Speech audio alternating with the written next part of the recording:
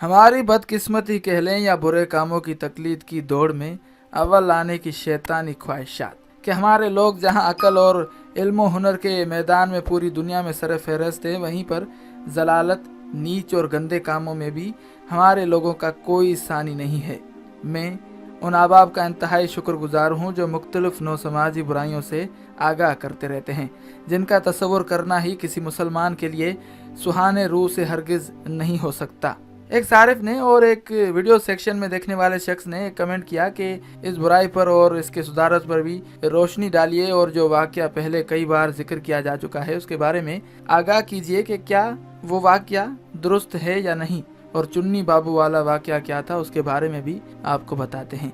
लेकिन दर हकीकत ये बात आप सुनकर हैरान होंगे कि ये सिर्फ और सिर्फ यहाँ पर नहीं बल्कि पूरी दुनिया में बीवी बदलने का रिवाज आम है, जिसे वाइफ स्वीपिंग का नाम दिया गया है। आप हैरान होंगे कि वाइफ स्वीपिंग के तौर पर यानी बीवियों की अदा बदली ये सुनी तो जरूर जाती थी, लेकिन खुदा बेड़ा गर्क करे हिंदुस्तानी फिल्म साजों का, जिन्होंने चंद एक बेहुदा और थर्ड क्लास फिल्में बनाई थी।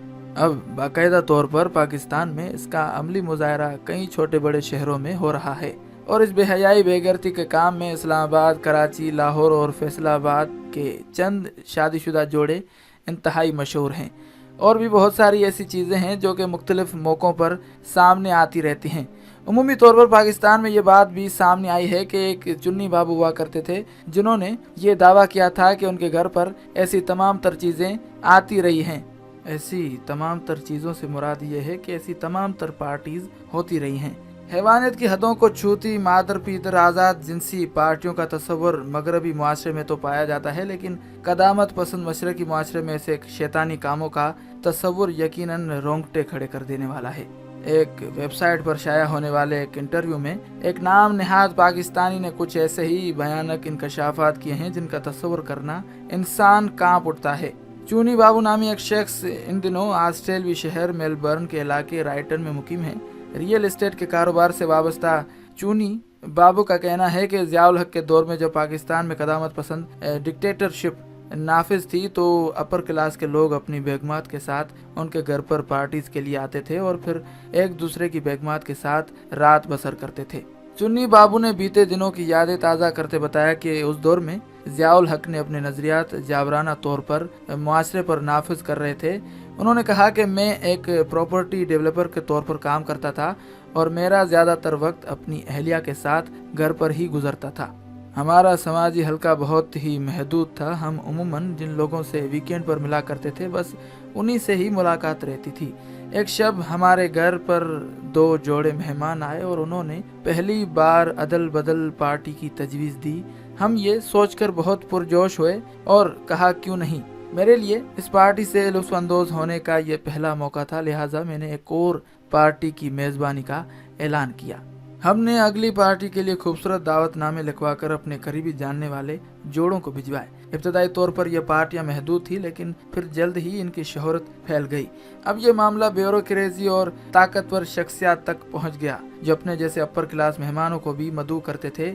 उन पार्टियों में मौसीकी और रक्स का एहतमाम भी होता था। दरअसल जिनसी आज़ादी एक पुराना नजरिया है जिसे हमने मुहज़्ज़ब होकर धुंधला दिया है। कुछ और कदामत पसंद जगहों पर भी ऐसी पार्टियां मुनक़िद होती थी जिनमें मोमबत्तियां बुझा दी जाती थी और फिर ये आपकी किस्मत होती थी कि आपके आसपास कौन है। डिक्टेटरशिप की वजह से हमारा जोश और बढ़ गया था। मसाइल से बचने के लिए पुलिस को रिश्वत दी जाती थी। हर कोई आज़ादी का मज़ा लेना चाहता था। मेरा ख्याल है कि जब आप पर कोई नज़रिया जबरन मुसल्लत किया जाता है तो इंसान बगावत कर उठता है। ये हमारी फितरत में है। यह सिलसिला 5 साल तक जारी रहा और हमारी आखिरी पार्टी 1980 की दहाई की वस्त में हुई थी। उस पार्टी में 50 से ज़ायद मेहमान आए। उस पार्टी में कई ताकतवर सियासतदानों और मालदार गुंडे के बच्चे भी मौजूद थे जो ताकतवर माफिया से मुंसलिक थे। पाकिस्तान में बाज़-औक़ात इन 2 अक़साम के लोग दरअसल एक ही होते हैं। उन्होंने कहा कि मैं मेहमान खाने की जानिब गया तो एक खादिम को पसीने में शराब और कांपता हुआ पाया।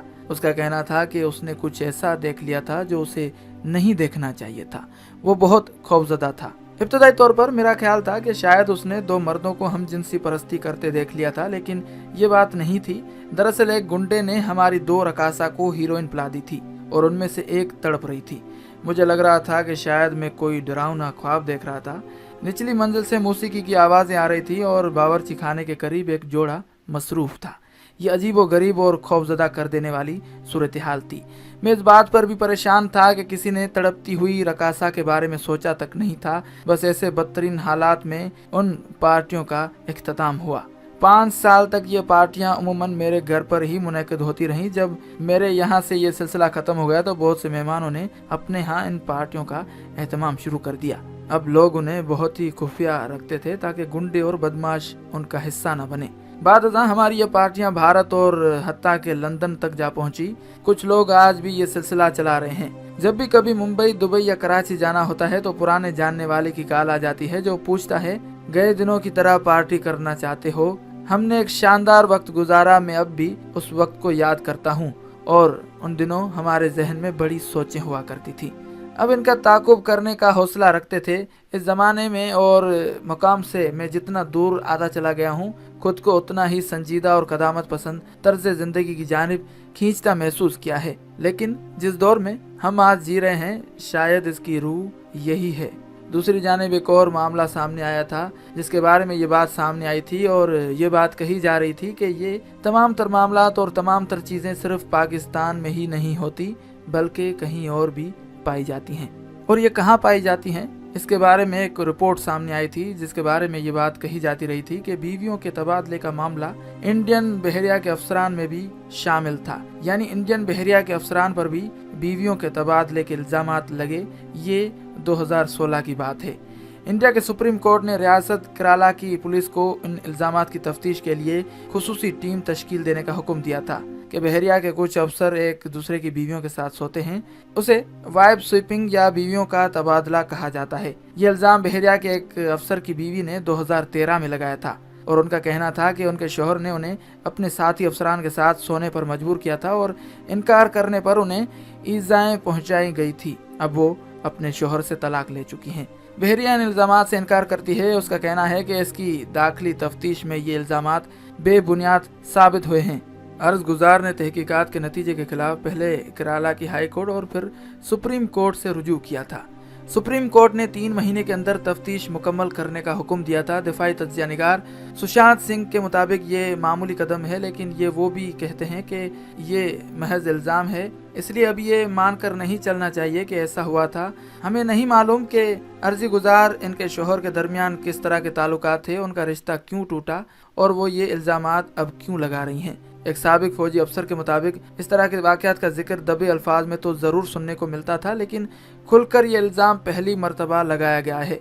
कहने वाले ये कहते हैं कि इस बारे में किसी भी तौर पर कोई शक नहीं है। वाइब स्वीपिंग के बारे में तो मैं नहीं कह सकता, सुशांत सिंह ने कहा, लेकिन फौज में गैर अज़दवाजी ताल्लुकात के वाक़यात सामने आते रहते हैं। 80 के अशरे में उस वक्त फौज के सरबराह जनरल के सुंदर जी ने कई ऐसे जर्नलों को रिटायर कर दिया था जिनके दूसरे अफसरान की बीवियों से ताल्लुकात कायम करने का इल्ज़ाम था।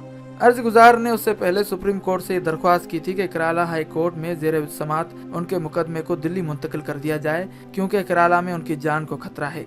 अदालत ने उन्हें इस मुकदमे में वफाकी हुकूमत को भी फरीक बनाने की इजाज़त दे दी थी और हुकूमत बहरिया के 5 अफसरान, उनके शोहर और बहरिया के जनूबी कमान के सरबराह को नोटिस जारी किए थे। सुप्रीम कोर्ट ने अपने हुक्म में कहा था कि खुसूसी टीम का सरबराह कम से कम DIG रैंक का अफसर होना चाहिए। इस तमाम तर मामले पर काफ़ी ज़्यादा ले देवी हुई थी और बहुत ज़्यादा बातें हुई थी कि भारत की बहरिया क्या सिर्फ इसी काम के लिए रह गई है। लेकिन वाइब स्वीपिंग का ये काम और ये बात कोई आज की बात नहीं है, ये बहुत पुरानी बात है और इसको लेकर बहुत सारी ऐसी तहरीकें चलती रही हैं जिन्होंने इसकी मुखालिफत की है। कई ऐसी तहरीकें भी थी जो कि इसकी मुआफ़क़त में भी थीं और वो बात कहा करती थी कि जिनसी आज़ादी हर शख्स को हासिल होना चाहिए, हर शख्स इस मामले में आज़ाद होना चाहिए और हर शख्स जो कि तमाम तर मामलात को मद्देनज़र रखते हुए जिनसी आज़ादी को भी वाज़ेह तौर पर इस्तेमाल करना चाहता है और उसे अपना हक समझता है, उसे रोका नहीं जाना चाहिए। लेकिन हर मुआशरे की कुछ अक़दार हुआ करती हैं और हर इंसान को चाहिए कि वो उन अक़दार के मुताबिक ही ज़िंदगी गुजारे। अल्लाह ताला हमें ऐसी लानत से बचाए और कोशिश ये की जानी चाहिए कि वो तमाम लोग जो ऐसी किसी भी पार्टी को जानते हैं, ऐसे किसी भी मामले को जानते हैं, तो पुलिस में लाजमी तौर पर रिपोर्ट करें। امید کرتے ہیں کہ آج کی یہ ویڈیو آپ کو ضرور پسند آئی ہوگی. ویڈیو کو لائک اور شیئر کریں, اور اگر آپ نے ابھی تک ہمارے چینل کو سبسکرائب نہیں کیا تو ابھی سبسکرپشن کا بٹن دبا کر ہمیں سبسکرائب کر لیجئے, اور مزید معلومات کے لیے ہماری ویب سائٹ shanalitv.com پر وزٹ کیجئے. شکریہ.